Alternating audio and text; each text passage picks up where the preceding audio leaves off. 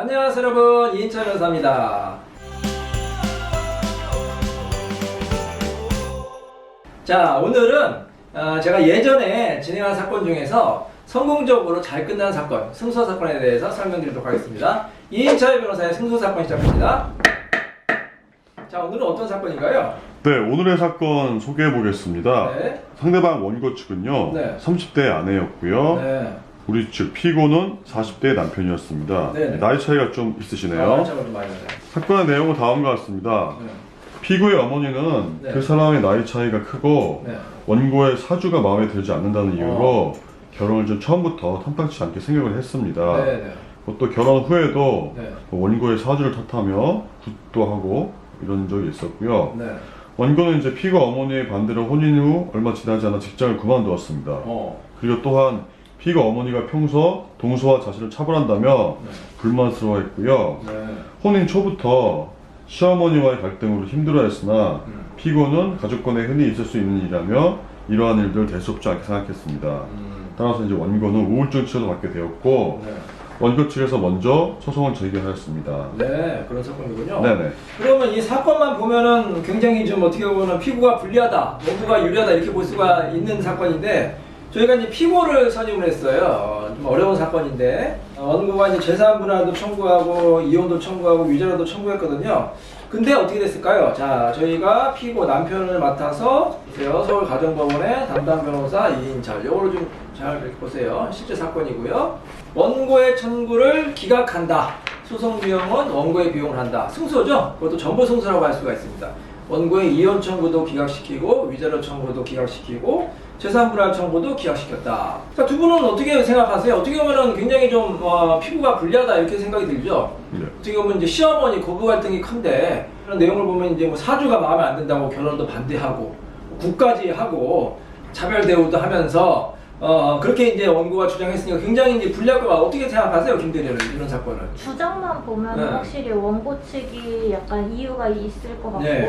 뭐 약간 좀 어려운 사건은 맞는 것 같아요. 네, 그렇죠. 원고 주장만 보면은 굉장히 피고한테 불리하고 당장 이혼도 해야 될 것 같고 위자료도 나와야 될 것 같다고 하는데, 근데 이제 저희 의뢰인이 찾아오셨어요. 이렇게 소장을 받고 찾아오시잖아요.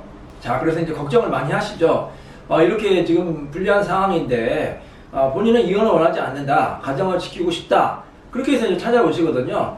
그래서 심지어는 어떤 분은 막 눈물까지 흘리면서 정말로 좀 가정을 지키게 해달라, 진심을 좀 이제 알아달라, 그렇게 이제 말씀하시는 분이 많아요. 자, 그러면 저희가 이제 가정을 지키는 역할도 합니다. 이제 많은 분들이 이혼 전문 변호사다 그러면 뭐 이혼만 시킨다 이렇게 생각을 오해를 하시고 있는 것 같은데, 이번 사건 같이 이혼을 기각시키고, 뭐 이혼을 기각시킨다는 거는 어쨌든 가정을 지킨다는 거잖아요. 뭐 실질적으로 부부가 행복하게 사는지는 그거는 저희가 알 수는 없겠지만, 어쨌든 법적으로는 이혼을 이제 기각을 시킨 그런 판결이었어요. 자, 근데 판결문을 보니까 이 재판부가 굉장히 이제 잘하는 재판부거든요.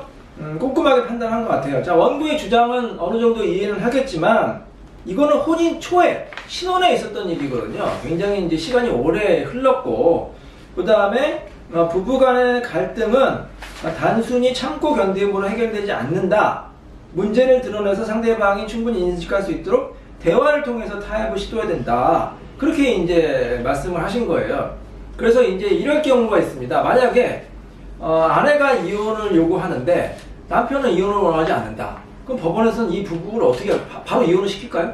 아니죠. 그 시간을 두고 한번 그렇죠. 합의를 보게끔 하지 않나요? 그렇죠. 합의도 보고 일단은 이혼을 안 하는 게 어떻게 좋다고 볼 수가 있잖아요. 그래서 이혼을 안 하게 법원이 도와주는 경우도 있어요. 자, 저희가 또 적극적으로 요청을 하죠, 법원에. 자, 법원에 이렇게 요청을 하는 거예요. 제가 변호사 같은 경우에는, 판사님, 저희 의뢰인이, 남편이 이혼을 원하지 않고 있습니다. 정말로 진심으로 가정을 지키려고 하고 있습니다. 한번 저에게 기회를 주십시오. 이렇게 요청한단 말이에요. 그럼 어떤 기회를 주느냐? 부부 상담을 이제 받을 기회를 준다는 거예요.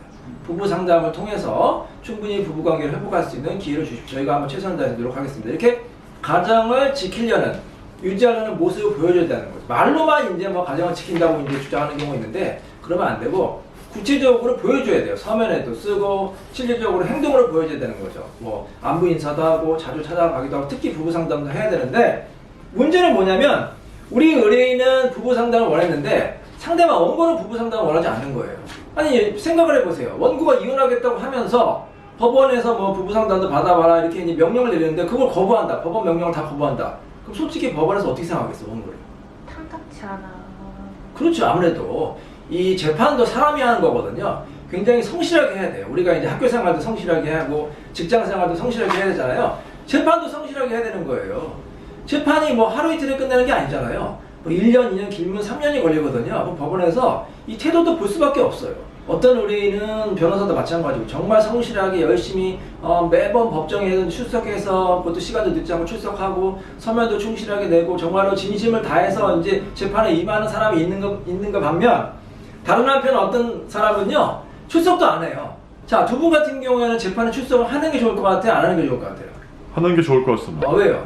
일단은 뭐 성의를 보이는 측면이죠.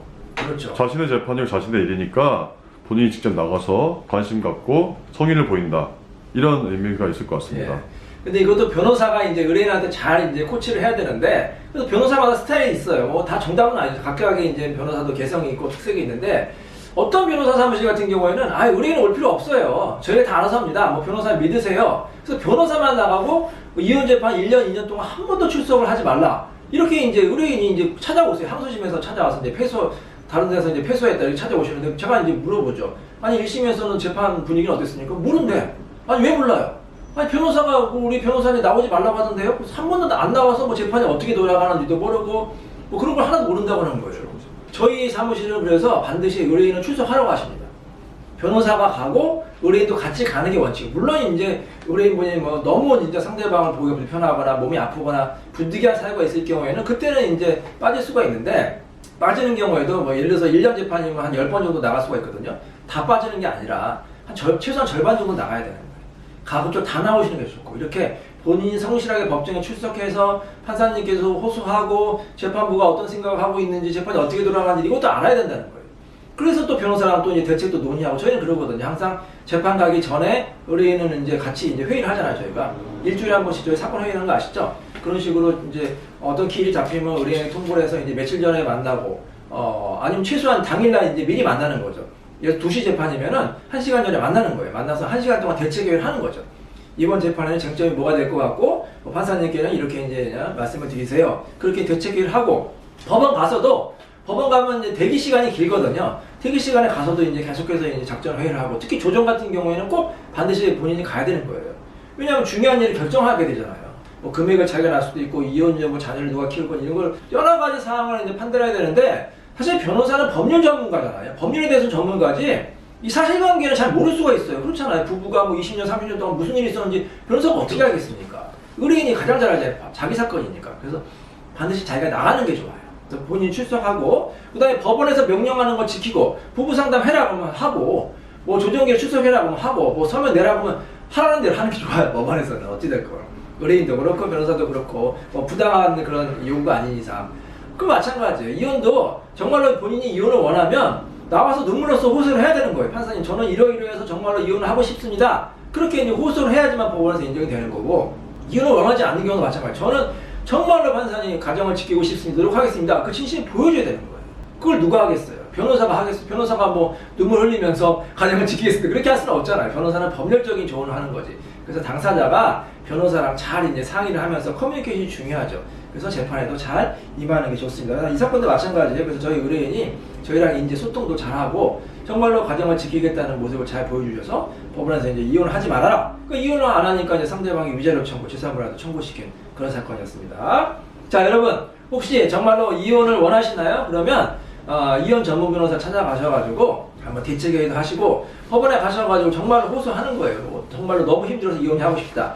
자, 반대로 여러분 이혼을 원하지 않으시는 건가요? 가정을 지키기 원하시면 그것도 보여주셔야 돼요. 법정에 출석해서 정말로 본인 진심으로 가정을 지키려는 노력한다는 모습을 보여주시고 또 전문 변호사랑 상담을 잘하고 대책을 잘 세워서 재판을 잘하면 오늘과 같은 좋은 결과 나올 수 있을 거라고 생각이 됩니다. 자, 이인철 변호사의 승소사건 여기서 마치도록 하겠습니다. 감사합니다.